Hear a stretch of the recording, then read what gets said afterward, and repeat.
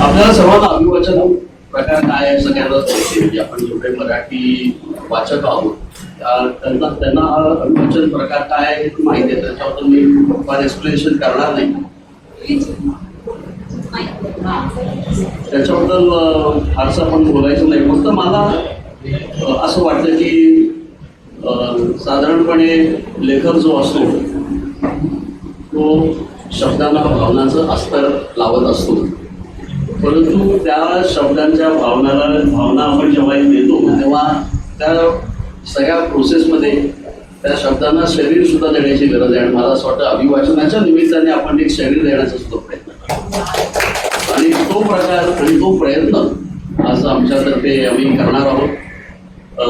आम्ही मुद्दामच गोखले सरांच्याच कथा निवडलेल्या आहेत. त्याचा मनोगत जो एक अतिशय लोकप्रिय आणि त्याच्या अनेक आवृत्त्या निघाल्या असा तो कथासंग्रह आहे आणि अतिशय सहज सुलभ ओघवत्या शैलीत त्यांनी ज्या पद्धतीची मांडणी केलेली आहे की आपले जे दैनंदिन अनुभव असतात सर्वांना येणारे, परंतु ते लेखकाच्या नजरेतनं आणि लेखकाच्या शब्दातनं कसे व्यक्त होतात त्याचं हे अतिशय सुंदर असं हे पुस्तक आहे. आणि आम्ही जेव्हा विचार करत होतो की अभिवाचनासाठी नेमकं काय करावं तेव्हा आमचं सर्वांचं एकमत पडलं की गोखले सरांचंच पुस्तक घेतलं पाहिजे, कारण की ती भाषा जी आहे ती डायरेक्टली आपल्याला अपील होते. म्हणजे ते वाचताना प्रत्येक शब्द वाचणं असं वाटतं की अरे हे मीच तर लिहिलेलं नाही ना, तर मी कुठेतरी अनुभव घेतलेला नाही ना. तर अशा पद्धतीचं जो आपल्याला एक रिसेंबलिंग किंवा ते एक सिंक्रोनायझिंग जे आपण बोलतो थॉटचं आणि आपण जे वाचत असतो ते इतकं सुंदर जमलं होतं की मग आम्ही सांगितलं की म्हणजे ठरवलं की ह्या स्पेक्टचं वाचायचं. पण नंतरचं अर्थात चॅलेंज होतं की त्यांनाच कसं आपण इथं बोलून त्यांच्यासमोर हे वाचन करायचं. तर हे आता शिवधनुष्य आमचे लोक कळण्याचा प्रयत्न करणार आहे. दर महिन्याला हा अभिवाचन कट्ट्याचा उपक्रम करावा अशी सध्या तरी आमची इच्छा आहे आणि तुम्ही सर्वजण यात सहभागी होऊ शकता. म्हणजे नॉट नेसेसरीली की काय, आज आम्ही मुद्दाम ते रजिस्ट्रेशन पण ठेवलेलं आहे की तुम्ही सगळ्यांनी जी नावं दिलेली आहेत त्या प्रत्येकाला from today onwards you are the member of this family Katta. त्याच्यामुळे तुम्ही पण करू शकता. वर्ड्सवर्थ आणि अभिवाचन कट्ट्यामधला एक फरक तुम्हाला सांगतो की आम्ही त्यातलं एक पुस्तक निवडलेलं असतं. आमचे भिडे आणि आम्ही सगळेजण त्या ग्रुपवर आम्ही चर्चा करतो की कोणी या महिन्यात कोण वाचलं आहे का काय आणि त्याबद्दल तुम्हाला बोलायचं आहे का. आणि मग तो वाचक जो आहे तो त्या पद्धतीने तयारी करतो आणि त्या पद्धतीने तो वाचतो आणि मग त्याचं वाचन झाल्यानंतर त्याच्याबरोबर चर्चा होते आणि मग वेगवेगळ्या पद्धतीने त्याचे आम्ही बदल उघडत जातो. आणि ते इतकं एनरिचिंग तो अनुभव असतो की ते पुस्तक वाचण्याचा आनंदच आम्ही एक तास दीड तास जेव्हा असतो एकत्र मंत्रमुग्ध होऊन ते पहिल्यांदा ती ऐकण्याची क्रिया आणि नंतर मग सहभागी होण्याचा जो प्रोसेस आहे तो आम्ही एन्जॉय करत असतो. अभिवाचन करण्याचं स्वरूप साधारणपणे आपल्याला तसंच ठेवायचं आहे की आपण डेफिनेटली दरवेळेला आपण एक 3 ते 5 लोक जसं आपल्याला टाईम मिळेलच, म्हणजे वेळेचं बंधन सुद्धा महत्त्वाचं आहे, परंतु त्या लेखकाबद्दल किंवा आणि काही त्याच्याबद्दलची माहिती त्याचा आणखीन कोणी काही वाचलं असेल. उदाहरणार्थ आज आपण त्यांच्या कथा वाचणार आहोत परंतु चंद्रशेखर गोखले आहेत आणि चारोळ्या होणार नाहीत असं होऊच शकत नाही. कारण मला असं वाटतं की जी एक संपूर्ण पिढी तुमची चारोळी वाचत वाचत मोठी झाली, प्रेमात पडली, लग्न झाली, काही त्यांचे आहेत फॅन्स इथे आलेले आहेत की आमचं आयुष्य यांच्यामुळे बदललं. ते मी फार डिटेलमध्ये गेलो नाही पत्रकार बदललं म्हणजे काय बदललं ते मी विचारलं नाही, नंतर खाजगीत विचारली त्यांना. परंतु मला असं वाटतं एक डायरेक्ट इम्पॅक्ट जो असतो तो इम्पॅक्ट असलेला हा लेखक आहे आणि त्याचं आपण आज पुस्तक घेतलेलं आहे. त्याच्याबद्दल आणि मी परवानगी दिली त्याबद्दल आभारी. आता मी तुम्हाला विनंती करणार आहे की तुम्ही आता तिथे बसा, नंतर आपण गप्पा मारणार आहोत. म्हणजे गोखले सरांबरोबर आपण नंतर गप्पा पण मारणार आहोत आणि त्यावेळेला मी सुरुवातीचे 2-3 प्रश्न विचारेन आणि नंतर it will be open to all. प्रत्येकजण कुणाच्या मनात जर काही प्रश्न असतील तर तुम्ही डेफिनेटली त्यांना विचारू शकता. आज काय गोखल्याला आपण सोडायचं नाही असं, त्यामुळे 10-15 वर्षाने आले तेवढं आपल्याला ही त्यांची काय मैत्रीण म्हणायचं की वेळी मैत्रीण म्हणता आम्ही कसं म्हणणार. तर ती चेंबूरहून ऑल द वे आलेली आहे. तुमचं पण मनपूर्वक स्वागत. तर आपण नंतर त्यांच्याशी मनमोकळ्या गप्पा पण करणार आहोत. ती विद्या बसली ना तिकडे, हा. ती पण माझी लाडकी भाजी एकदम. आणि अरे वा. काही अपेक्षित नाही, फक्त प्रेम भोगले माझं प्रत्येक अक्षर मी जपून ठेवलंय. क्या बात आहे. आणि कुठे वा, वा, वा. कोणी कविता कोणी त्यांची वापरली किंवा काय, पहिले तिथून खंडन होतं सगळं, आपल्याला बोलायची गरजच बसत. आणि पुढच्या काळात जर आम्हाला आमचं काही भोगल्यांचं लिखाण कोणाला द्यायचं, कोणाच्या हाती सुटतो, तिच्या हाती सुटतो. म्हणजे कुठली कविता मिळत बरं तिच्याकडे तिचा फोन नंबर घेऊन ठेवा, कारण त्यांचे सगळे अधिकार तिकडे दिलेले आहेत. मला असं वाटतं की आज आता निस्वार्थ आहे. तुम्ही निस्वार्थ आहे. आता आपण कार्यक्रमाला सुरुवात करूया. आपण सरांचीच दुसरी कथा वाचते. कथेचं नाव आहे आस्था गायत. दाते काका आणि काकू दोघे एकदम एकत्र आणि अचानक भेटले ना की त्यांना बघितल्यावरच माझ्या गालात हसू येतं. आणि काकू मला दटावतात, हे उगीच हसू नकोस हा, तुम्ही हसण्यावरील येता आणि यांचं आपलं भावतं. आता काय झालं? काकूंना शांत करायला मी विचारतो. काका तत्परतेनं म्हणतात, तसं काही विशेष नाही रे. नाही कसं? काकू आणखी वरचढ आवाजात म्हणतात, अरे शिंदोरे बहिणींचे यजमान वारले ना, तर ह्यांनी मला शिंदे गेल्याची बातमी दिली होती. अगदी चुकून रे, काकू तिला एक काका म्हणतात.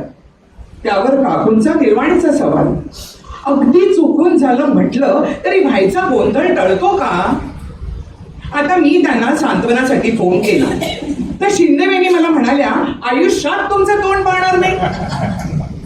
मी काकांच्या तोंडाकडे बघतो, ते अगदी सहज म्हणून जातात, जाऊ दे ग, नाहीतरी त्या चकल्या चांगल्या करतच नाही. आणि खरं तर त्यांच्यावर आपणच रागवायला हवं का? असा भाव आणून खोळंबलेल्या नजरेनं आपण त्यांच्याकडे पाहावं. तर दाते काका कारण सांगताना म्हणतात, अरे नारळाच्या वड्या पाठवल्या शिंद्यांनी, त्याही मोजून 4 बरं का, आणि त्यातही साखर कमी. कमी म्हणजे किती कमी? काकांच्या या बोलण्याने काकू पराकोटीच्या वैतागतात आणि तरा जमेल तितक्या वेगानं चालत पुढे निघून जातात. यावरही काकांचं ठरलेलं उत्तर, चल निघतो. ती पुढे जाऊन थांबली असेल. आताशा नीट दिसत नाही तिला. काका पण जातात आणि ती दोघं गेल्यावर त्या मोकळ्या रस्त्याकडे मी क्षणभर बघतच बसतो. असे दाते काका काकूंचे अनेक किस्से माझ्याकडे जमा आहेत. दोघांनी 43 वर्ष संसार केला. काकांची दोन्ही मुलं परदेशात स्थायिक झाली होती. तसे काका काकू दोघांकडे वर्ष 6 महिने राहून आले होते. पण तिकडे जीव रमत नाही याबाबत दोघांचं एकमत होतं. दाते काकांचे परदेशातले किस्से या नावाने मी सदर सुरू केलं तर 1-1.5 वर्ष सहज चालेल आणि त्यांचं अनेक भाषात भाषांतर होऊ शकेल. इथे जागा कमी आहे म्हणून मी मांडत नाही इतकंच. तसं पाहिलं तर दाते काका खूप खूप शिकलेले, विद्वान, सज्जन आणि निगर्वी गृहस्थ. तर आमच्या काकू तोडीस तोड, दिसायला सुंदर. अहो या वयात सुद्धा इतक्या सुंदर दिसतात तर त्या वयात किती सुंदर दिसत असतील. काकू PhD करत होत्या तेव्हा काका त्यांचे गाईड होते आणि तिथेच दोघांचं जमलं नाही, जमवलं. काका चुकीची दुरुस्ती वारंवार करत असतात. कोणी कोणाला प्रपोज केलं सगळं माहीत असताना आम्ही हा प्रश्न विचारतो आणि पुढचा अर्धा पाऊण तास ती दोघं 46 वर्ष मागे जाऊन बसतात. ठरलेले खटके, ठरलेले झटके उडतात आणि आमच्या हाती एवढंच येतं की काकांनी काकूंना एक प्रेमपत्र लिहिलं आणि त्याखाली सही करायची हिंमत दाखवली नाही. काका म्हणतात त्यांना सुद्धा असंच एक प्रेमपत्र मिळालं होतं, पण त्याखाली लिहिणारीने आपलं नाव लिहायचं टाळलं होतं. पण मग तुम्हा दोघांना कसं कळलं की पत्र तुम्ही दोघांनीच लिहिलंय ते? हा प्रश्न नेहमी मुखाने येतोच. अख्ख्या जगात आणि मधला नी दीर्घ लिहिणारे हे एकटेच होते. वारंवार आणि लिहून सगळ्या आणि मधल्या नी दीर्घ श्वास टाकणाऱ्या होत्या. म्हटलं नाही यांचंच पत्र असणार. शिवाय रात्री जागून लिखाण केलं ना की त्यांचं अक्षर तिरप येतं. जागून बिगून काही पत्र लिहिलं नव्हतं हा. काका त्यातल्या त्यात आपली बाजू सावरतात. ओके ओके, पण तुम्हीच पत्र लिहिलं हे तुम्हाला मान्य आहे ना? मी खोचकपणे विचारतो की काका लगेच म्हणतात, मी पत्र खरडलं पण कधी? हिचं निनावी पत्र मला मिळाल्या. ते चाचपडून बघायला. खोटं बोलतायत, भादांत खोटं बोलतायत. आधी ह्या माणसाचं पत्र मला मिळालं आणि आपण मोकळं झाल्याशिवाय हा पुढचा निर्णय घेणार नाही हे मला जाणवलं. म्हणून मग मी पत्र लिहिलं. ह्यांनी नाव लिहिलं नाही, मी पण लिहिलं नाही. मग आधी पत्र कोणी लिहिलं हा प्रश्न आजतागायत विरुद्धच आहे. पण त्यामुळे कुणाचं काही अडत नाही. कारण काकांनी पुढे घातलेला गोंधळ जास्त रंजक आहे. काकूंनी काकांना घरी येऊन त्यांच्या वडिलांशी बोलायला सांगितलं. काका भेटायला गेले आणि थोडी भीत भीत त्यांनी काकूंच्या वडिलांजवळ विषय काढला.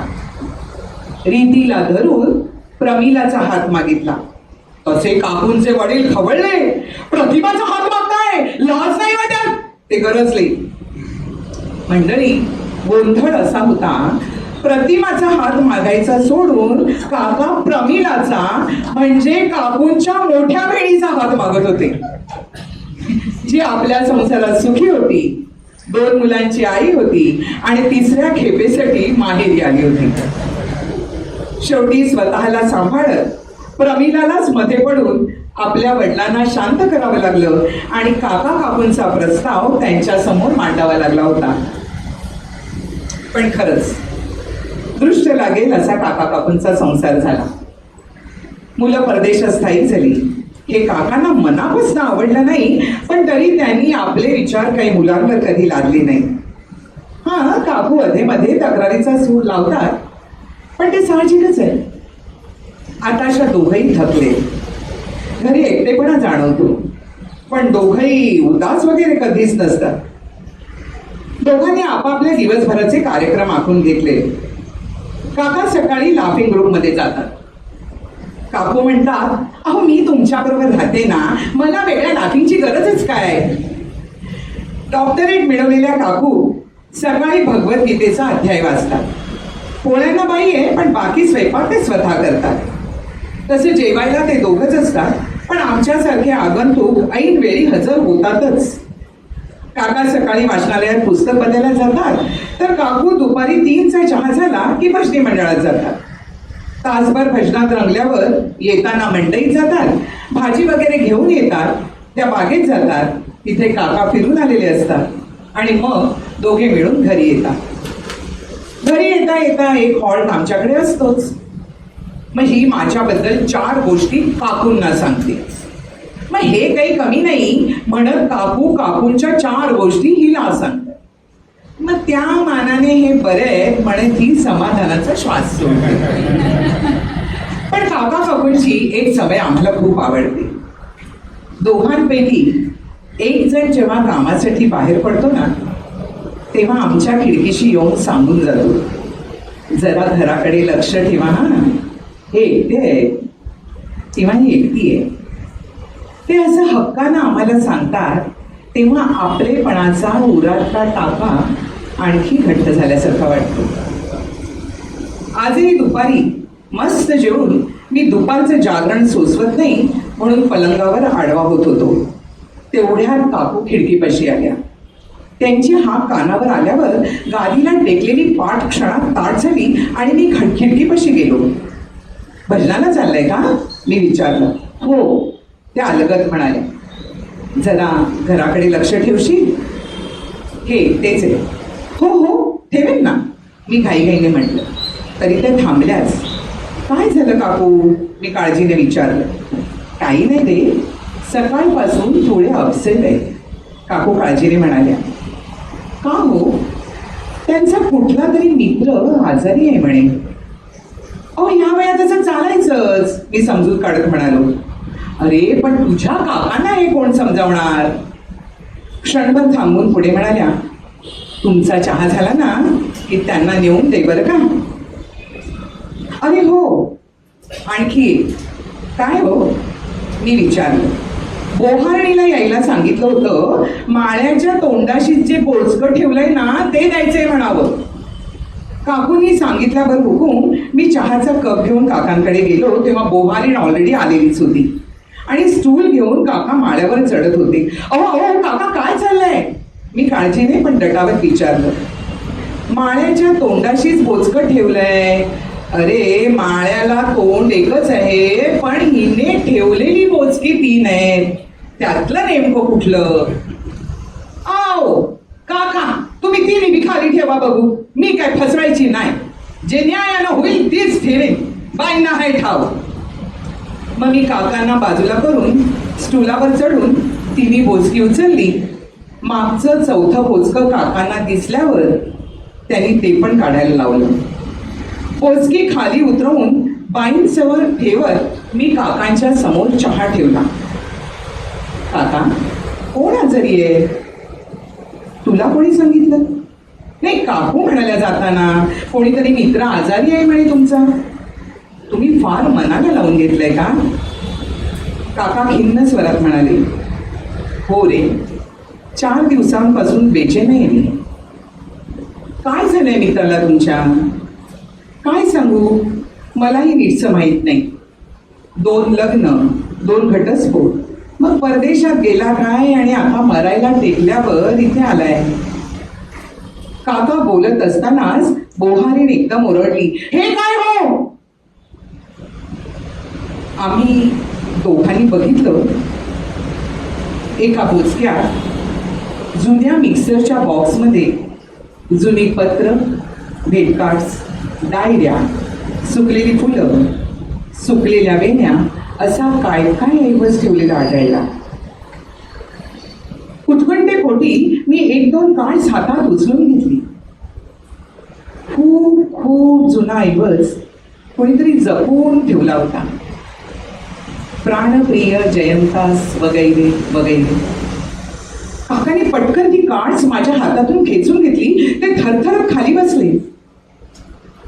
मी त्या बोहारणीला उद्या यायला सांगितलं, ती गेली. काका थरथरतच बसले होते. मी त्यांना पाणी प्यायला दिलं. काका काका काय झालं. अरे हा जयंता म्हणजे हिचा पहिला नवरा. माझ्याशी लग्न व्हायच्या आधी हिचं या जयंत करवेळकरशी लग्न झालं होतं. म्हणजे प्रतिमाचं हे दुसरं लग्न आहे. प्रतिमा आपल्यापेक्षा हुशार आहे हे कळल्यावर या जयंतानं तिची गळचेपी सुरू केली. त्यासाठी तो कसाही वागला रे तिच्याशी.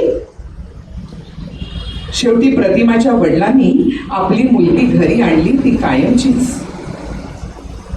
पण त्यांनी तिला शिकवली. प्रतिमा जात्याच हुशार होती. ती शिकली, पदवीधर झाली, तिने डॉक्टरेट मिळवली. मला वाटलं होतं ती जयंताला विसरली असेल. मी 2 वर्ष त्यांचा संसार झालेला. त्यामुळे 43 वर्ष खूप झाली नाही रे. काकाने मला विचारलं, काका तुम्हाला काकूंचा राग आलाय. छे छे, राग कशाला येईल, उलट मला तिचं कौतुक वाटतंय. 43 वर्ष मला परिपूर्ण आयुष्य देताना ह्या 4थ्या बोचक्याचं ओझ ती एकटीनेच सोसत राहिली रे. त्याची झळ तिने मला जरा सुद्धा लागू दिली नाही.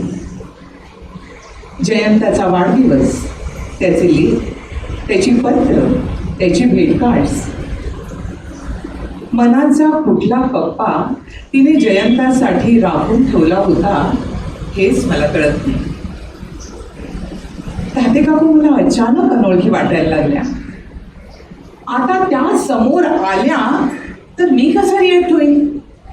यांचं हे दुसरं आयुष्य मला कळलंय हे त्यांना कळलं तर त्या कशा रिॲक्ट होतील. तेवढ्यात काका धडपडत उठले. चल चल चल चल जरा माझ्या बरोबर. अहो अहो काका कुठे निघालात. हिला बोलवायला हवं. हिचा जयंताच मरायला टेकलाय रे. मला कळत नव्हतं हिला सांगू की नको. वाटायचं 43 वर्षात सगळं विसरली असेल. हे सांगून विनाकारण कशाला तिची खपली उचकटून काढू. पण तिचा 2 वर्षांचा भूतकाळ आमच्या 43 वंशाच्या संसाराबरोबर समांतर चालत होता. आता जयंता मरायला टेकल्या. मी दोघांची भेट घडवली नाही तर तिच्यावर मोठा अन्याय होईल आणि तसा अन्याय मी कदापि होऊ देणार नाही. पण काकूंनाच त्यांना भेटायचं नसेल तर तरी मी सांगेन, निदान बघून ये. जे जपलंयस ना त्याची रितसर सांगता होऊ दे. आपल्याला काय हवं नको हे नीट सांगता येतं एक वेळ, पण अंतर मनाला काय हवं हे बरेचदा आपल्याला वेळ ठरवून गेल्यावरच कळतं. चल चल चल, अजून वेळ गेलेली नाही. चल चल लवकर. मी दार ओढून घेईपर्यंत काका काकूंना बोलवायला खाली उतरले सुद्धा.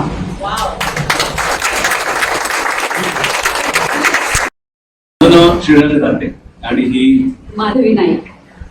आम्ही असा फॉर्मॅट ठेवला होता की कथा आणि त्याच्या अनुषंगाने येणाऱ्या चारोळ्या.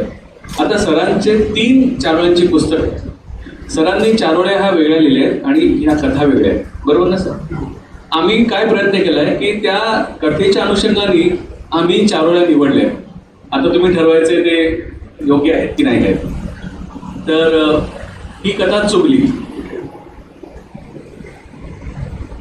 पहिली चारोळी,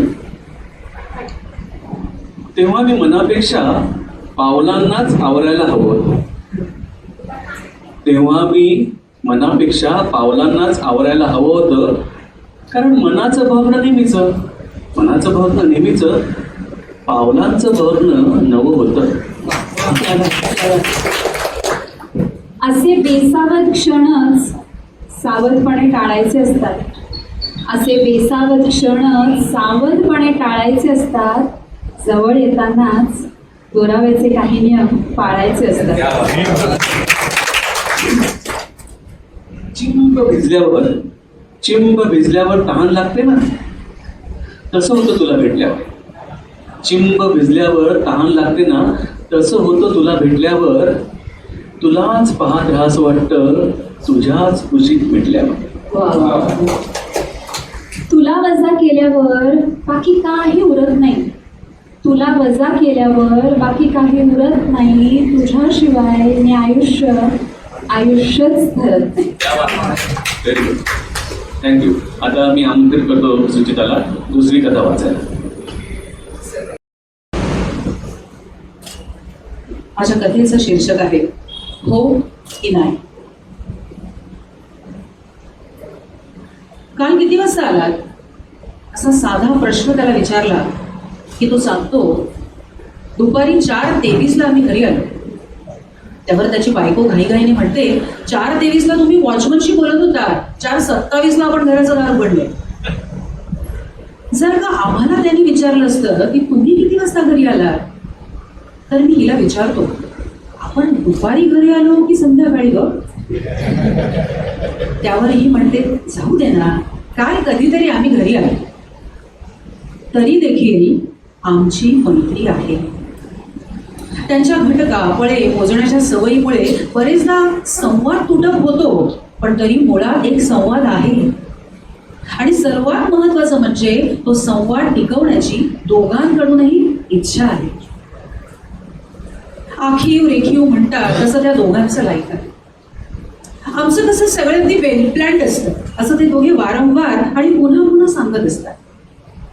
त्यांच्या दोन्ही मुली सुद्धा त्यांच्याच पठडीत तयार होणार असं दिसतंय. घाटी जरा वाढले पण वळणाचं पाणी वळणाला जातं म्हणतात ना, तसं तिसही होणार याची आम्हाला खात्री आहे. मी ना सकाळी 8:05 दही लावते, ते संध्याकाळी 5:17ला इतकं छान लागतं. ती अशी बोलायला लागली ना की मनातल्या मनात मी आकडेच मोजायला लागतो. मी म्हणते जाऊ दे ना, त्यांची जगण्याची पद्धतच तशी आहे. आणि आमच्या जगण्याला पद्धतच नाही असं ते दोघं म्हणतात. असं त्यांनी विधान केलं की त्यांच्याच शब्दात हिशोब द्यायचा तर 2 मिनिटं 12 सेकंद मी अंतर्मुख होतो. दिनक्रम आखावा असं मुळात आमचं आयुष्यच नाहीये. ढोबळ अर्थाने सकाळ जिथपर्यंत धरली जाते म्हणजे साधारण 11 वाजेपर्यंत त्याच्या आत मी उठतो. 2 कप चहा, 2-4 वर्तमानपत्रातले मथळे यात माझा 1 तास जातो. तो मला सांगत असतो, तू जरा लवकर उठायचा प्रयत्न कर. मी बघ 10:32ला गादीवर रंग टाकतो आणि पहाटे 5:23ला माझी गादी रिकामी असते. 6:37ला मोठीला शाळेत सोडली की 7:11 मी धाकटीला उठवतो. ती 7:11 म्हणजे 7:11ला उठते नाही रे, तसा 7:16 पर्यंतचा अवधी मी धरलेला असतो. माझी कानशिलं गरम गरम होऊन जातात. घोड्याचे लगाम हातात धरता येतात तसा निरंतर सुरू असलेला हा अवधीचा पट्टा हातात धरता येतो.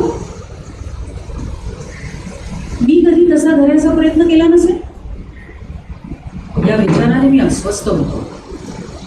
पण काहीच ठरवल्याप्रमाणे जेव्हा घडत नाही ना तेव्हा मला वाटतं आपण धावायचं सोडून देतो. आणि धावायचं सोडून दिलं की वेळापत्रकाची गरजच उरत नाही. यावर ही म्हणते, परमेश्वराने प्रत्येकाला काही ना काही काम नेमून दिलंय. आपल्याला जे काम नेमून दिलंय ना त्याला 8 ते 20 किंवा 2:16ची गरज नाहीये. तरी त्यांचं घर आणि आमचं घर एकाच गल्लीत समांतर रेषेत स्थिरावलेलं आहे. त्या दोघांच्या वेळापत्रकानुसार ती दोघं आमच्याकडे डोकावतात. आम्हा दोघांना आग्रहाने बोलवतात. वेळापत्रकात बसत नसेल तर ते दोघं आमच्याकडे चहाही पित नाही. धाकटीने एकदा आमच्याकडे नारळाच्या वड्या दुमटीने 1-2 उचलल्या तर त्यावर त्या दोघांनी 3 मिनिटं 9 सेकंद चर्चा केली. एकदा उमाने तिला तिच्या तोंडलीच्या भाजीची रेसिपी विचारली. तुम्हा दोघांना 21 तोंडली पुरतील. ती बोलायला लागली. माझ्या डोळ्यासमोर 11 नारळाच्या तोरणासारखी 21 तोंडल्यांची माळ दिसायला लागली. तुम्हा चौघांसाठी किती तोंडली घेता तुटसेपणे विचारलं. ते तिच्या लक्षातच आलं नाही. ती रंगा देऊन सांगायला लागली, व्यक्ती खाते कुठे हो भाज्या, तरी साधारण 52-53 तोंडली लागतात. मग वांगी, भेंडी, कोबी, घेवडा, गवार अशा अनेक भाज्यांचा हिशेब मी मनातल्या मनातच करायला लागतो. जेवायला काय करू हा हिला पडणारा रोजचा प्रश्न. तर हा प्रश्न त्या दोघांकडे मुळात अस्तित्वातच नाहीये. कारण तुम्ही त्यांच्या स्वयंपाकघराजवळच्या पॅसेजमध्ये डोकावला तर तुम्हाला एक स्पष्ट तक्ता दिसेल.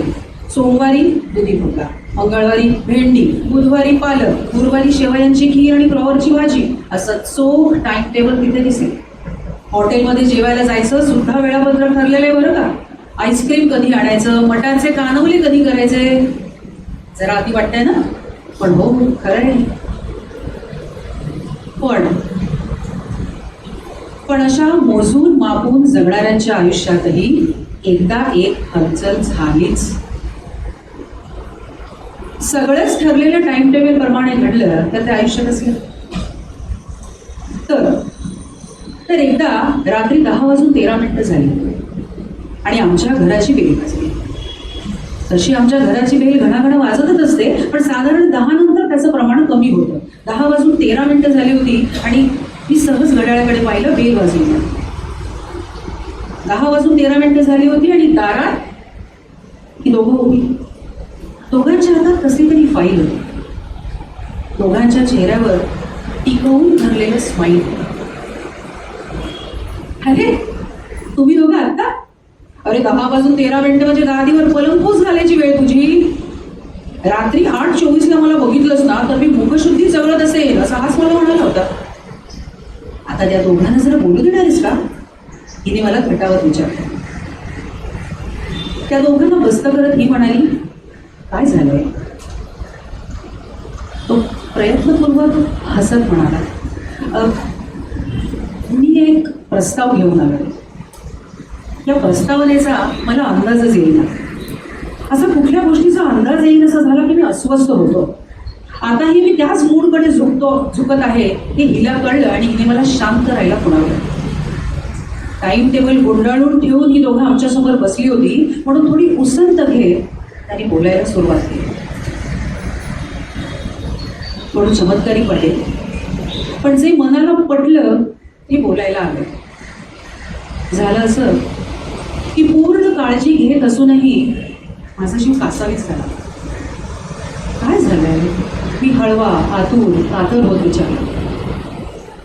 मला पुन्हा दिवस गेले, सगळी प्रिकॉशन घेऊनही. आणि हे बाळ आम्हाला नकोय. मग मी तुझ्याबरोबर यायला हवंय का? ही हळुवारपणे म्हणाली. तशी उठून हिच्याजवळ बसत ती म्हणाली, आम्हा दोघांना असं वाटतंय की हे बाळ तुम्ही घ्यावं. या वाक्याचा अर्थच आम्हाला नीटसा कळेना. मध्ये हिच्या भावाला लकी ड्रॉ मध्ये फ्रीज लागला होता, तो त्याने आम्हाला दिला होता. पण जिथं जागतं बाळ, अरे काहीतरीच काय बोलताय तुम्ही? ही गप्पच होती. पण बोलायचंच या विचाराने लोटा आलेली होती. तो म्हणाला, एकदम असा वैतागू नकोस, नीट विचार कर. त्यासाठी आधी नीट आमचं म्हणणं ऐकून घ्या. आम्हाला 2 मुलं हवी होती. परमेश्वराने या दोघींच्या रूपात आम्हाला ती दिली. हे तिसरं बाळ आमच्या प्लॅनिंगमध्ये नव्हतं. पण मग मुलगा असेल तर? मी मुद्दाम विचारलं. तरी तो तुझंच नाव लावेल, तो ठामपणे म्हणाला. मी हिच्याकडे बघितलं. रडू आवरायच्या प्रयत्नात ही गुटमरत होती. हिला थोपटत ती म्हणाली, खरंच हे बाळ तुम्ही घ्या. बघा, आयुष्याला नवी सुरुवात झाल्यासारखं वाटतं. पण तुमच्यासारखं टाइम टेबल आम्हाला पाळायला नाही ना जमणार, मी म्हणालो. तो हसला. टाइम टेबल पाळत जगणं ही आयुष्य जगण्याची पद्धत झाली. पण मुळात वृत्ती, विचार, संस्कार हे फार महत्वाचे. त्याबाबत तुम्ही दोघं अगदी चोख आहात. राहिला वेळापत्रकाचा प्रश्न, तर बाळ घरात आलं ना की आपोआपच दिनक्रम ठरवलं जातं. वेळापत्रक हे आखावंच लागतं, आयुष्याला आकार येतो. मी गप्पच होतो. हातातली फाईल पुढे करत तो म्हणाला, हे बघ, माझ्या 5 पिढ्यांचा इतिहास माझ्याकडे आहे. हिच्याही पिढ्यांमध्ये कुणाला कसला असाध्य अथवा परंपरेने येणारा रोग नाही, कोणी अल्पायुषीही नाही. मी त्याची फाईल न बघताच बाजूला ठेवली. तो म्हणाला, प्रामाणिक तळमळीने सांगतो, देवाने न मागता जे बीज दिलंय ना, त्याचा चिखल होऊ नये एवढंच मनापासून वाटतं. नीट विचार करा आणि मला सांगा. नाहीतर रात्री जागायची तुम्हाला सवय आहेच. आज हा विचार करत जागा. उद्या सकाळी 8:22ला मी घर सोडेन, तोपर्यंत मला तुमचा निर्णय कळायला हवा. ती म्हणाली, एकच सांगते, विणताना पुढचा टाका पडला की मागचा टाका घट्ट होतो. नात्यांचंही तसंच आहे. तुम्ही आम्हाला किती जवळचं मानता मला माहित नाही, पण आमच्या दृष्टीने घर हे तुम्ही दोघं. तिला मुलगा आवडता आला नाही. 10 मिनिटात रिकामी होण्यापेक्षा तुझ्या ओटीत घालण्यासाठी 9 महिने माझी ओटी भरून राहिली तर. वाक्य पूर्ण न करता ती बाहेर पडली. तिच्या पाठोपाठ तोही बाहेर पडला. आता पहाटेचे 3:51 झाले. एरवी जागे असलो तर यावेळी आमच्या दुसऱ्या कॉफीचा दौर असतो. त्या अस्तित्वात नसलेल्या बाळाशी आंतरिक बंध बांधले जात होते. पण तरीही अशक्यच वाटत होतं. आणि एक आजही वाटत होती. 8:22ला तो घरातून बाहेर पडेल, म्हणजे 8:28 पर्यंत तो आमच्याकडे येईल. काय सांगू मी त्याला? हो की नाही? गप्पा मारायचे, पण गप्पांच्या नादात मी काहीतरी विसरून जाईल म्हणून मी सुरुवातीला तुम्ही जे काय थोडंसं लिहिलेलं होतं ते वाचतो आणि मग आपण गप्पांकडे बोलूया. कसं आहे माहिती आहे का, अलीकडे बरेचदा आपण चॅट जीपीटी आणि आर्टिफिशियल इंटेलिजन्सचा वापर करून अनेक छान छान कवी आपल्याला दिसायला लागले. म्हणजे सुपरक्रच काय हो, आमची कविता बघा वगैरे इतपत लोक आता धारिष्ठ दाखवायला लागलेले आहेत. तर तसाच एक धारिष्ठ दाखवणारा एक होत करू किंवा उमदा कवी किंवा काय आपण त्याला बोलूया, त्याचं आणि आर्टिफिशियल चॅट जीपीटीचा जो एक संवाद आहे त्याच्याबद्दलची ही कविता आहे.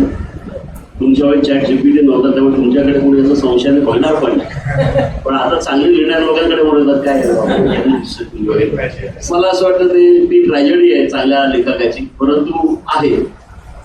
तर तो चॅट जीपीटी आणि त्या कवीचा एक असा तो म्हणजे तो मित्राचा आमच्या डायलॉग आहे की कोणीतरी म्हणाले 4 ओळी खरडायला कुठे लागते अक्कल. कोणीतरी म्हणाले 4 ओळी खरडायला कुठे लागते अक्कल. चॅट जीपीटी वापरण्याची लढवली त्याने मग शक्य. अगदी गोखले यांच्यासारख्याच जमल्या पाहिजेत बरं का 4 ओळी. अगदी गोखले यांच्यासारख्याच जमल्या पाहिजेत बरं का 4 ओळी.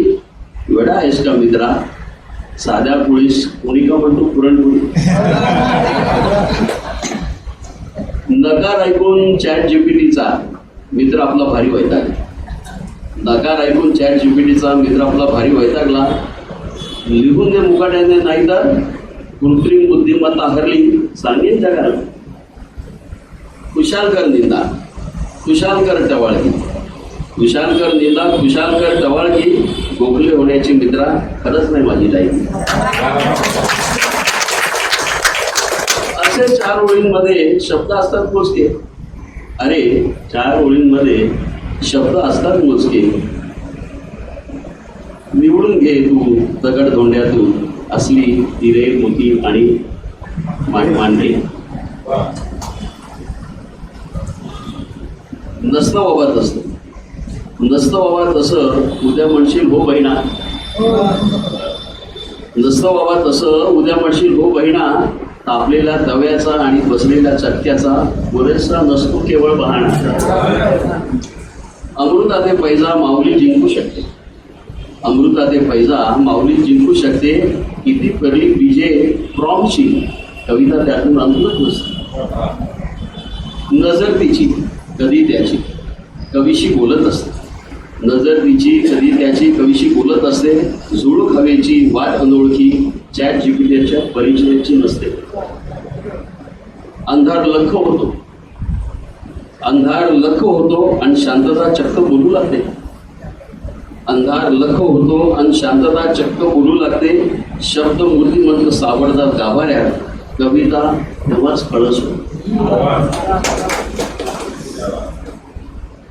आवाज मुके भावना निशब्द. आवाज मुखे भावना निशब्द निर्झर उतरतात 4 ओळी. आवाज मुखे भावना निशब्द निर्झर उतरतात 4 ओळी. तिथे लागतो पूर्वी तिथे लागतो कवी चंगो. चॅट जीपीटी कसा बसेल त्या मान्य. शेवटची ओळ आहे शेवटचा एक स्टँडा आहे तो म्हणतो आणि मग आपण मुलाखतीला सुरुवात करूया की प्राजक्ताचा सडा तसा.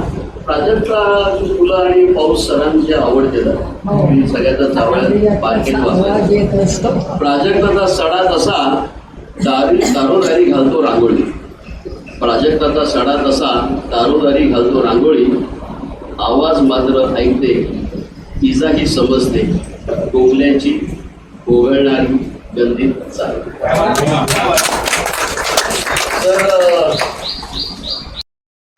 तर तुमचं साहित्य वाचून तर एक पिढी दुसरी पिढी सुद्धा आता ते पॅटर्न जो आहे तो केलेला आहे. आणि मग मनात खूप प्रश्न येतात की ही सगळी सुरुवात झाली कशी म्हणजे तुम्ही याकडे वळलात कसं. तो एक आम्हाला प्रवास जाणून घ्यायला नक्की आवडेल. आणि मग पहिली कविता तुम्ही कोणाला ऐकवली होती तुम्ही सगळेच तुमच्या ज्या आठवणी आहेत त्या आम्हाला सांगा. नमस्कार. तुमच्या आधी सगळ्यात आधी तुमच्या वाचन कट्ट्याच्या सर्व उपक्रमांना मला आपली शुभेच्छा. आणि मला इथे मनापासून धन्यवाद. कसं सांगू तुम्हाला ऐकू इथे स्पष्ट बोलतोय. मी फार लहानपणी जायला लागलो. म्हणजे मी अतिशय लहान असा लिहित होतो. 3-3.5 वर्षाचा असताना मी पहिली कविता लिहिली असेल. आणि तुम्हाला खोटे वाटते मी बालवाडीत असताना ही नक्की यांनीच लिहिली का कविता, असा चर्चा मी आहे माझ्या आठवणीत आहे की ते बायका करायच्या यांनी लिहिलं असं ते व्हायचं सगळं. नंतर सुधाताई बलविका मावशी त्या सगळ्या बालवडीच्या पर्यंतापासून बोलायचं आमच्या टिळक मंदिरच्या बालवाडीमध्ये. तर माझी बडबडी मला आठवत आहे, मी आधी सांगतो. तर किती लांबी लिहायचं बघा. एक होती मनी माऊ, एक होती मनी माऊ, तिला हवा होता खाऊ. एक होती मनी माऊ, तिला हवा होता खाऊ. धावत गेली टेबलापाठी, शेतात होती पहिल्यांची बसली. सुरुवात केली खायला, मनात लागली खायला. खाण्याचा लावला सपाटा, पाठी तसा सपाटा. तर अशी बडबडीत मी फार लहानपणी लिहायला लागलो. पण मग खोटं वाटेल की ती सगळ्यात आधी कथा लिहायला लागलो. सगळ्यात आधी मला कथा सुचायला लागल्या माझ्या आईमुळे. पण मी माझा प्रसिद्ध बसवला आणि माझ्या कथा मागे जराच्या मागे झाल्या. पण सूचना यायचं आहे की फार लहानपणापासूनच आहे. तर का मी अभ्यासात हुशार असतो आणि चांगले मार्क मिळवले असते तर याचं कौतुक झालं असतं. पण दुर्दैवाने तसंच काही झालं नाही. देव काय सगळंच देत नाही तुम्हाला. तर त्याने मला सूचना ही प्रक्रिया दिली. बाकी शिकवलेलं बाहेरून स्वीकारणं आणि आत्मसात करणं ते दिलं नाही. माझ्या आतून बाहेर येत होतं. बाहेरून आत घ्यायला फार कष्ट करावे लागत होते. तर असं मी चालू लिहून गेलो होतो की माझी गोष्ट मला सांगताना मी जास्त खोला शिरत नाही. माझी गोष्ट मला सांगताना मी जास्त खोला शिरत नाही. कारण निर्दोष असा मग मी मामाबाई बोलत नाही.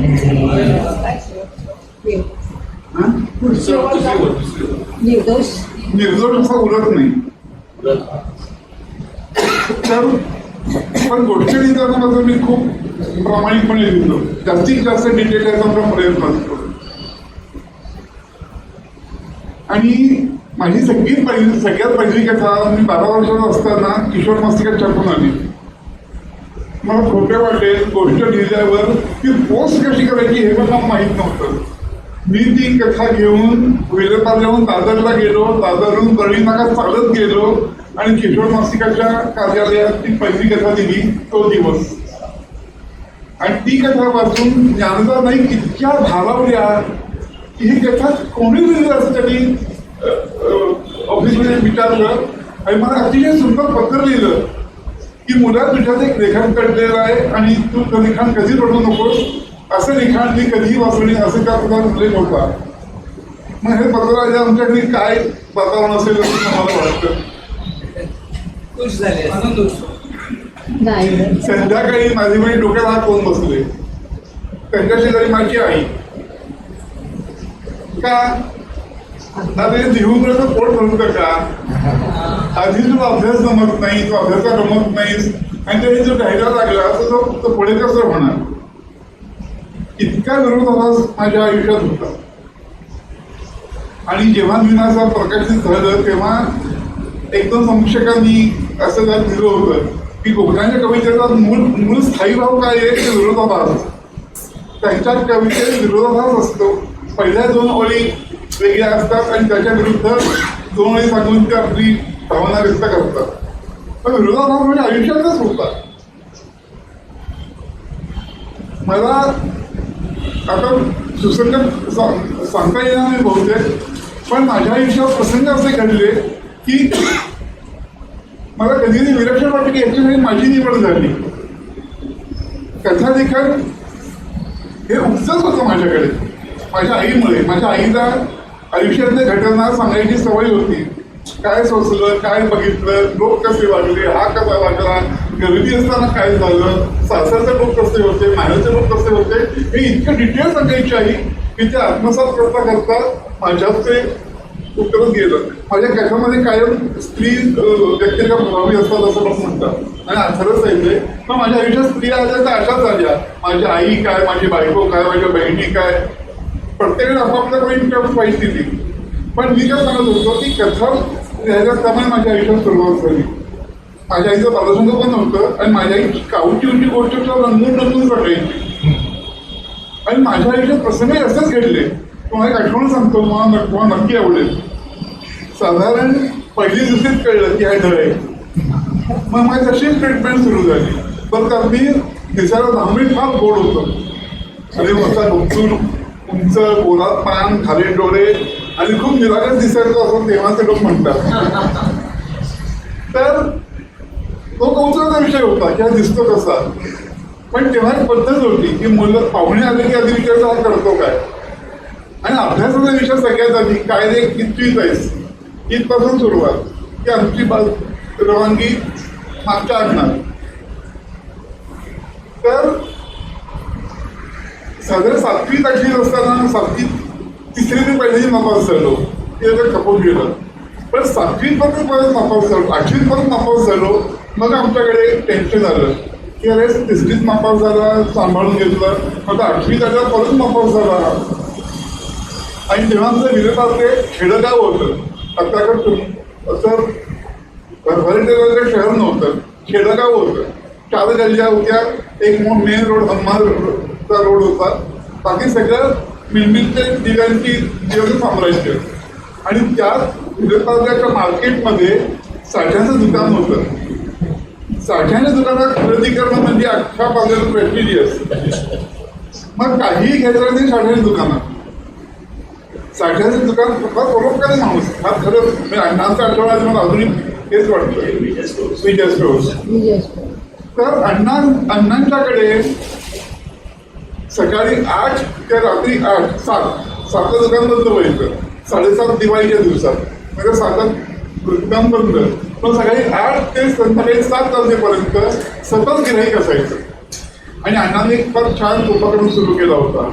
जसं परांजकांनी ब्राह्मणांसाठी रामानंद शिवानंद आणि अशा सगळ्या इमारती बांधल्या तसे बर्वे जोशी कोकटे पटवर्धन ओक तांबले तापके अशा घरात ज्यांची मुलं अभ्यासात मागे पडली आहेत कारण अभ्यास जमत नाही अशा मुलांना अण्णा नोकरी द्यायचे. त्यांची पोटाची व्यवस्था करायची. त्यांना महिन्याचं त्यांचं जे फुकट मिळायचं. आणि प्लस वर्षातनं एकदा हरिहरेश्वरला 3 दिवस ट्रिप घेऊन जायचे. बाकी वर्षभर त्या मुलांनी तापके कोकटे पटवर्धन जोशी कोण असतील त्यांनी हाफ पॅन्ट घालायची आणि हाफ बंजन घालायचा आणि दुकानाच्या गेटवरती भरायचं. आणि ज्याची जशी ऑर्डर येईल त्याच्या प्रत्येकाने काही आपण पुढे जाऊन तेव्हा होम डिलिव्हरी नव्हती. पण सामान भरणं पोट्यातनं काढून. आणि मला नेहमी हाफ पॅन्टचा जाम पिटकारा होता. तर जेव्हा मी 8वीत नापास झालो आमच्याकडे खूप चर्चा झाली. आणि असं काही असं होणार कसं शिकलाच नाही तर. आणि शिक्षणाच्या दिवसात पर्यायच नाही असंच ते चित्र होतं. आणि वडील मला एक दिवस एकदम वाईट डोक्यात राग घालून घेतली. मला सायकल बसवला आणि अण्णांकडे घेऊन गेले. आणि अण्णा त्याला तिकीट ठेवून घ्या. अण्णा एकदम विचारलं काय रे कमी नाही अगं अभ्यास दिवस जमत नाही. आता अभ्यास करायचा पण नाही उगीच बरोबर मी टवाळ्या करणार पण नव्हतो.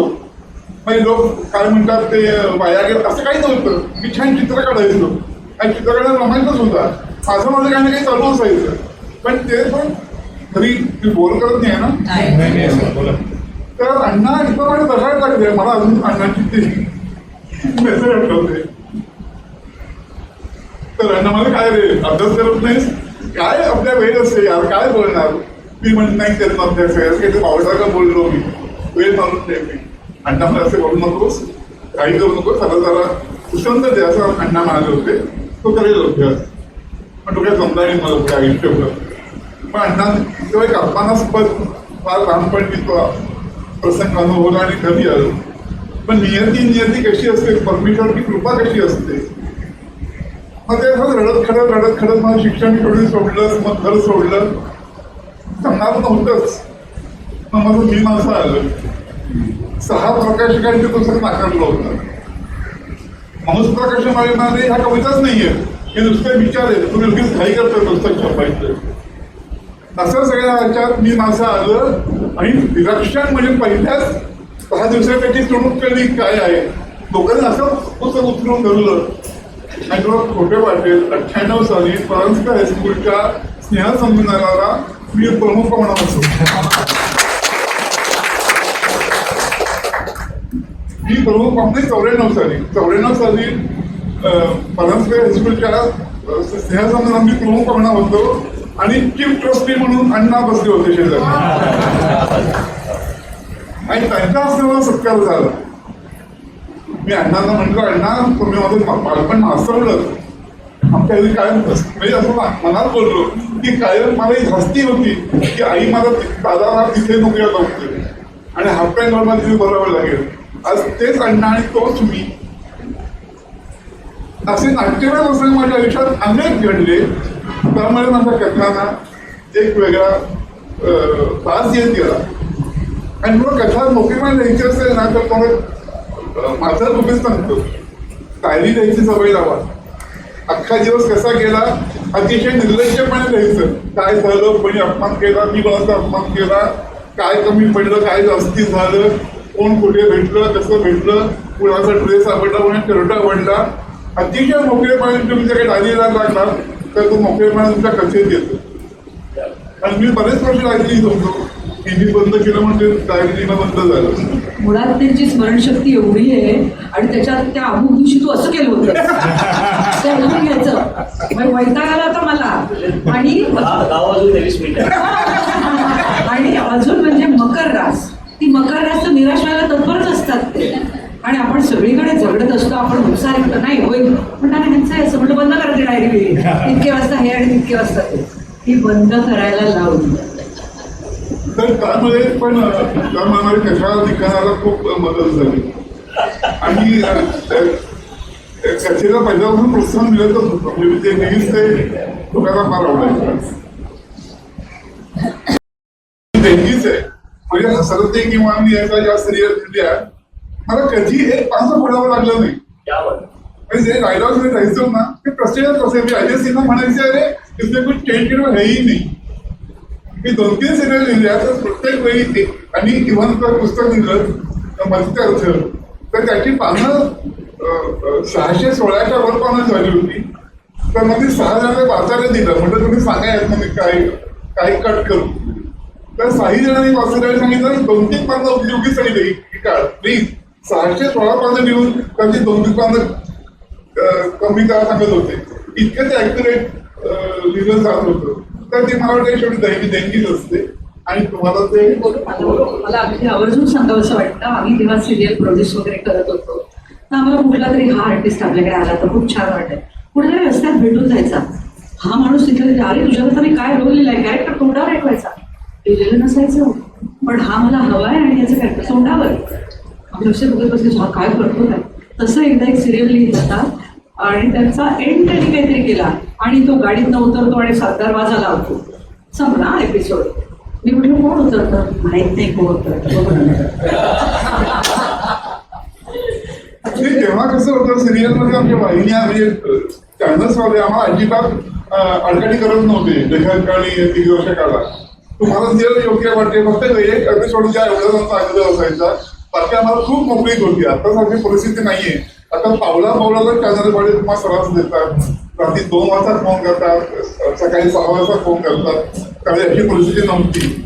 12 एपिसोडचा तुम्ही व्यवस्थित स्क्रीन प्ले आणखी ते लिहून दिलं की त्यांना काही प्रश्नच नसायचा. पण सिरियलचं लिखाण तरी मी म्हणतो हे खरं नाही पण कथा लिखाण मात्र ते उत्स्फूर्तच यावं लागतं तर ती जिवंत कथा होते. आणि मराठीत खूप छान परंपरा आहे आपल्याकडे. म्हणजे ज्यांच्या कथा ज्या फार लोकांसमोर आल्या नाही असे सर खूप लेखक आहेत पण आपल्याकडे मुळात वाचक कमी आहे. वाईट वाटतं कधी कधी वाचक कमी असल्या कारणाने आमच्या मराठी लेखकांना प्रोत्साहन मिळत नाही. मला नशिबाने मी माझा रस एवढा जोरदार सुरुवात मिळाली की मला फार स्ट्रगल करावा लागला नाही. त्याचे असे कितीतरी कवी आणि लेखक मला माहिती आहेत की मी सहानुभूती नाही म्हणत पण मला त्याच्यावर खूप रिस्पेक्ट आहे आणि मला असं एक अपराधी भावाला पण आहे मी काय करू शकत नाही त्यासाठी. तर प्रकाशक पण हात घ्यायला तयार नसतात आणि त्यांची स्वतःची पण ती तयारी नसते की स्वतः पुस्तक छापायची. पण अशी थोडीशी दयनीय अवस्था आहे. पण तरी तर माझ्या पुस्तकांना खूप छान रिस्पॉन्स आहे. प्रश्नच नाही.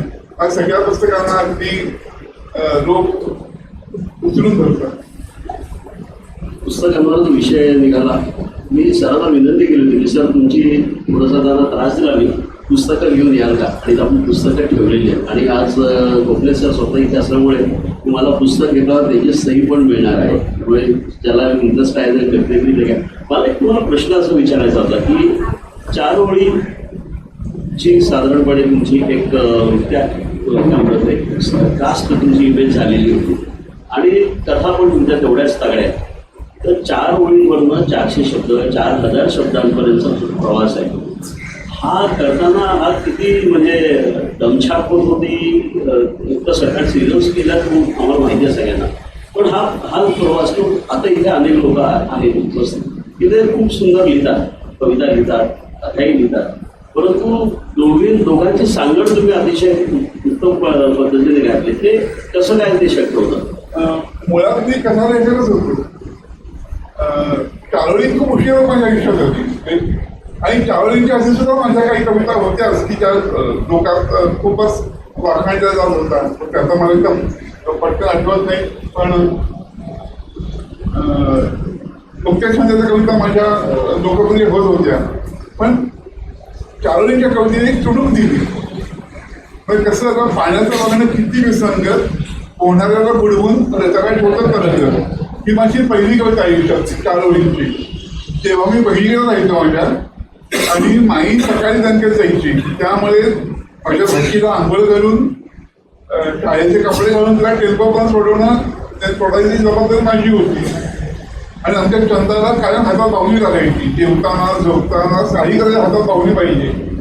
तर एकदा तिला आंघोळ घालताना तिच्या हातात बाहुली निसटली, कपात पडली आणि तिच्या पद्धतीने तरंगली ना बाहुली.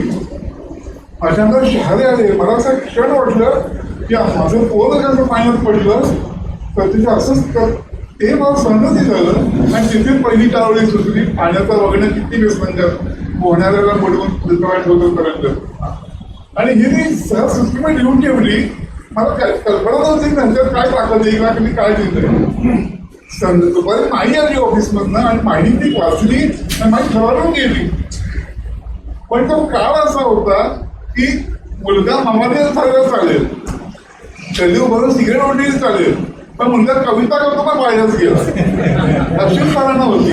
राजीनामाच झालं जायचं, कविता कसं करत असं. इव्हन मुलांच्या पण काय समाज रचनाच तशी होती. जो कमावतो तो राहणार आणि जो नाही कमतो त्याचं काही खरं नाही, अशी परिस्थिती होती. अशा काळात मी माझ्या कविता मी लिहित होतो. आणि ते पुस्तक येईपर्यंत मला बोलायला संधी नव्हती मी काय करतोय. त्याचा माझा विश्वास होता म्हणून मी भरकटलो नाही. त्याची अशी परिस्थिती मी अनुभवली आहे की एखादा मुलगा पूर्णपणे पोलाद झाला असता, पण माझ्यावर त्या लिखाणात श्रद्धा होती, त्या पायावर मी लिहित राहील. म्हणजे मी सहज असं म्हणतो की मला शब्दांचे थवे दिसतात निळाभोर आकाशात, मला शब्दांचे थवे दिसतात निळाभोर आकाशात, आणि तुम्हाला दिसते कविता अवचितरी प्रकाशात. शब्दांनी माझ्याशी सख्या मित्रासारखे वागतात, शब्दांनी माझ्याशी सख्या मित्रासारखे वागतात. अहो कविता म्हणजे काय, शब्द तिच्या शब्दाला जागतात. तर आणि दुसरी गोष्ट म्हणजे देवाची श्रद्धा. मला फार लहानपणी देवाची माझं नातं जोडलं गेलं होतं. ते कोणीही न सांगता हा बाप्पा याला मोर्याकर वगैरे कोणीही सांगितलं नाही, त्याच्या आधी मला माहीत होतं हा आहे आणि आपण आहोत. इतकं ते सहज होतं. त्यामुळे आयुष्यात मला एक अर्थ मिळाला होता. मला वाटतं सुरेश भटांनी पण तुमच्याबद्दल त्या ठिकाणी खूप छान तुमचं खूप कौतुक पण केलेलं होतं. पण माझी थोडी ती तुमच्या सगळ्यांचीच एक तक्रार आहे की तुमचे प्रत्येक चारोळी एक शेअर जर आपण पकडला तर अनेक शेअरची एक जी जजम होते किंवा आपण म्हणतो, तर तुम्ही गीतलेखनाकडे पूर्णपणे का गेला नाही, दम भरवून गीतलेखन करायला ना खूप अभ्यास लागतो. मुळात स्टुडांचं थोडंसं ज्ञान लागतं. लघु गुरु हे सगळं जे शब्दाचं व्याकरणाचा भाग आहे तो लागतो. तो पेशन्स माझ्याकडे नाही. आणि मला मी सगळं उत्स्फूर्त सूचना एन्जॉय करतो ना, ते मेहनत घेऊन करण्यात नाही होत. म्हणजे आता मी एवढी 2 कादंबरी लिहिल्या तर त्याला मेहनत नव्हती. टीव्ही सिरियल लिहित होतो तर त्याला मेहनत नव्हती, कारण मला माहिती होतं मला काय द्यायचं आहे, मला काय करायचं आहे. मग उद्या तू म्हणशील की उद्या तुम्ही म्हणाल की हे असं असं चाललंय आणि याच्यातून मला असं लिहून दे, तर माझं बुद्धी काम नाही करणार. कारण ते चाल आहे का, मग मित्र लक्षात घ्या, मग ते शब्द एवढं मेहनत केली त्यावेळी माझ्यात नाही. पण माझ्याच्यावर खूप आदर आहे. म्हणजे माझं अत्यंत आवडते कवी गदी माडगुळकर आहे. गदी माडगुळकर ना मग बरेच आहेत, पण गदी माडगुळकर म्हणजे माझ्यासाठी परमदैवत. आणि मी इतका कवी असा फरकच करत नाही. भले ते काही बांधणी कविता असू दे, पण ती कविताच आहे की त्याला चाल लागू शकते. तर त्यामुळे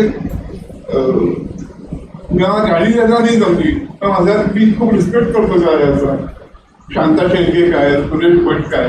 आणि मला गंमत सांगतो, जेव्हा चारोळीची कविता लोकप्रिय होत होती तेव्हाच त्याला नावं ठेवणारी पण एक मोठी गाठ तयार होत होती.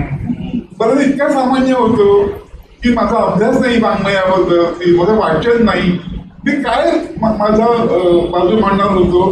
पण माझ्या पाठीमागे शांता शेळके, शंकर वैद्य आणि सुरेश भटांसारखे लोक उभे राहिले. त्यांनी माझ्याबद्दल लेख लिहिले. शांताबाईंनी इतका सुंदर लेख लिहिला होता.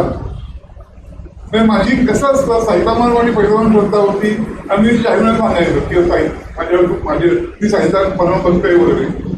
अशोक जैन नावाचे पत्रकार होते, तरी खोडसाळपणे त्याचा सगळ्या माझी टिंगलकर एक लेख लिहिला. अच्छा, शांताबाईंना काय गरज होती माझी बाजू घेऊन वाद घालायची, पण शांताबाईंनी माझी बाजू घेऊन लेख लिहिला. आणि सशक्त माणसाची थट्टा करू नका. सशक्त माणसं जे करू शकतात ते तुम्ही नास्तिक लोक करू शकत नाही, हे त्यांनी त्या लेखात मांडलं होतं. त्यामुळे खूप वाद पेटला होता. ऍक्च्युली खूप चर्चा झाली त्याच्यावर. पण शांताबाईंनी माझे सांगायला आले नाही की शेखर तुझी बाजू मी लिहिलंय वगैरे, आणि त्यांचा वाद करून त्या लेख मोकळ्या झाल्या आणि काय बोलायचं बोला असं म्हणजे सोडलं. पण मला हा खूप सपोर्ट मिळाला. त्यामुळे कविता चालून कविता उभी राहिली तेव्हा मामाचं. आणि त्याच्यावर त्यांचा काळ कसा होता बघा. माझी कविता होती की टिकली बरी पडते तुझ्याकडे येताना, टिकली बरी पडते तुझ्याकडे येताना, विस्कटायची भीती नसेल तुझ्याकडून जाताना. तर तेव्हाच्या काही समीक्षकांनी आणि आमच्या कोपरडेकर काकांनी ही कविता मला संघाचा काढायला लावली. तेव्हा शेखर या कवितेला ते स्टँडर्ड नाही जे बाकीच्या कविता नाही, आणि मूळ बनतो मी माझा वाचताना, तर ती कविता थोडीशी खालच्या बाजूची वाटते म्हणून ठेवू नको. तर मी अहो ती अवघड कविता आहे, अवघड मूळ आहे. नाही, इतकी ते तेव्हा पब्लिक माणसं जी होती ती बंदिस्त याच्यात होती आणि हक्क गाजवणारी होती. आता कोणी ऐकणारच नाही असं. त्यांनी काढली ते ऐकली की ओके चालेल नका देऊ. त्यांच्या समीक्षकांनी मला इतका त्रास दिला त्या काळात. माझी कविता आहे की तो प्रचंड वड कसा उन्मळून पडला होता, तो प्रचंड वड कसा उन्मळून पडला होता, म्हणजे त्याला दिलं गेला सायलीचा वेळ कोणी फोडला होता. तर ज्याने मला समीक्षक होते त्यांनी काय लिहावं, आम्ही कधी वडावर सायलीचा वेळ कंटिन्यू बघितला. काय याच्याकडे काय म्हणू शकता. माझी एक कविता होती की प्रत्येक गावाबाहेर छोटा महालवाडा आहे, प्रत्येक गावाबाहेर छोटा महालवाडा आहे, आणि चौथीच्या पुस्तकात मात्र समानतेला धडा आहे. तर चौथीचं पुस्तक का असा प्रश्न समीक्षकांनी विचारला होता. म्हणजे पाचवीचा घ्या, सहावीचा घ्या, मात्र काही म्हणलं नाही. समीक्षकाकडे लक्ष न देता जो काही कवितेला लिहू शकतो ना, तो नक्कीच स्वतःच्या ह्याच्यावरती स्थान मिळवू शकतो. कारण समीक्षक तुम्हाला खूप नर्वस करतात.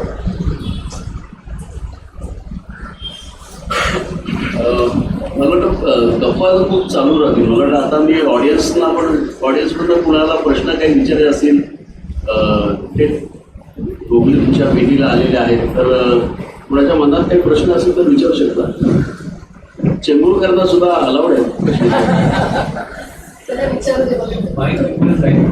अभ्यास मला जास्ती निरीक्षण करायला मिळालं, समजून घ्यायला मिळालं त्यांची मानसिकता आणि त्यांच्या दृष्टीत काय, त्यांचे संस्कार काय, त्यांच्या अपेक्षा काय आयुष्याकडनं, हे सगळं मला स्वतःला आत्मसात करायला मिळालं तर नक्कीच लिहायला आवडेल. तुम्ही जसं सांगितलं की तुम्ही आनंदने पण सांगितलं की ते ऐकताना पण कुठेतरी असं कळलं, एक संवाद ऐकताना हो किंवा तर तसं आता ते स्विगी आणि झोमॅटोची जी मुलं हो, आहेत हो. किंवा आता ते दुसऱ्या स्नॅपचॅटच्या मुली घरी येतात काम करायला हो. किंवा कॉर्पोरेट ऑफिस मधली जी नवीन मुलं असतात आणि त्यांना मी स्वतः बघितलेले त्यांचे खूप अपेक्षा बनवतात, खरंय. काही स्वप्न घेऊन येतात आणि पहिल्या वर्षातच अपेक्षा होती इतकं बघितलं की त्यांच्या गायनचं निघून खरंय. जातं. तर हे कुठेतरी मांडणं आणि त्यातनं हो ना. समाजाचं थोडंसं प्रबोधन सगळ्याला कळलं कळलं पाहिजे. खरंय खरंय. हे फार मोठं त्याबद्दल आपलं काय असतं. खरंय. आणि मुळात ना हे त्याच्या मागे पालकांनी समजून गेलं पाहिजे. पालक फार घाबरवतात मुलांना. माझा स्पष्ट आरोप आहे की पालकांनी काय म्हणायला पाहिजे, तू जग रे, तू राहा रे, रड रे, आम्ही आहोत तुझ्या बरोबर, काय होईल ते होईल. पालक असं करत नाही. पालकांची भीती असते की लोकांनी विचारतात तर काय सांगायचं, त्याचा आधी विचार करतात मग मुलांचा विचार करतात. तर पालकांनी आधी जर का ती थोडीशी आपली मानसिकता बदलली ना तर तुम्ही म्हणतात तसं मुलांच्या मानसिकतेकडे आपल्याला सकारात्मक बघता येईल. किंवा तुम्ही कुठल्या म्हणजे मला माहिती वाचत खूप केलेली आहे तुमच्या पुस्तकात. तर राजकीय आपलं जे पक्ष आहेत आणि त्यांच्या 3-4 लेवल त्यांचे जे कार्यकर्ते आहेत तर त्यांची मानसिकता आणि त्यांचे जे काही अगदी इंटरेस्टिंग आहे. आणि त्यांचे काय म्हणजे त्यांना पुढे काय व्हायचं हो असतं ना. आणि त्यांच्या अपेक्षा काय काय आहेत तर ते पण एक म्हणजे खरंय. 25 वर्षापूर्वीचं किंवा 50 वर्षाचं राजकारण आहे आत्ताचं खूप वेगळं झालं. खूपच वेळ आहे. राजकारणापासून आम्ही बॉम्ब होतो. तसेच राहा.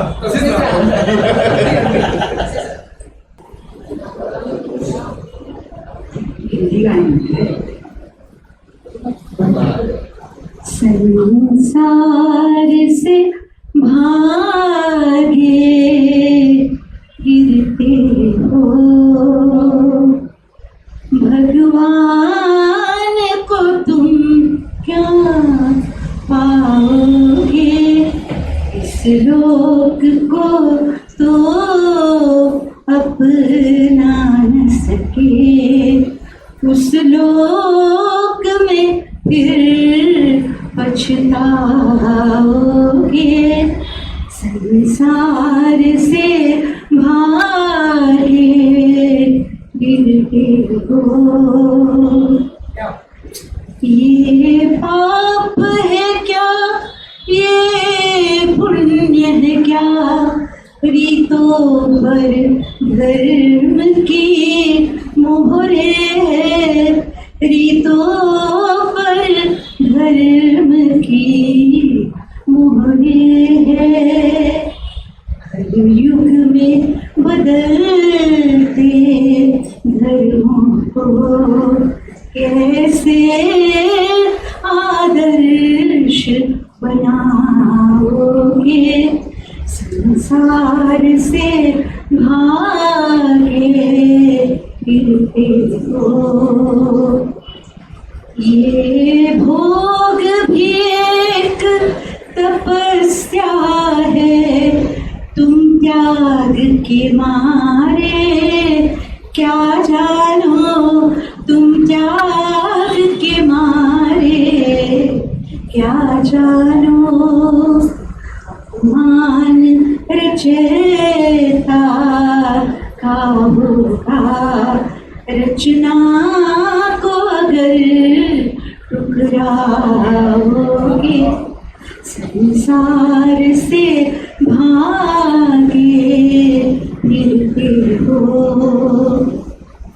हम कहते हैं ये जग अपना है तुम कहते हो झूठा सपना है हम कहते हैं ये जग अपना है तुम कहते हो झूठा सपना है तुम कहते हो झूठा सपना है जन्म बिता कर जाएंगे तुम जन्म गवाकर जाओगे, संसार से भागे फिरते हो भगवान को तुम क्या पाओगे। इस लोक को तो अपना न सके, उस लोक में फिर पछताओगे। संसार से भागे फिरते हो।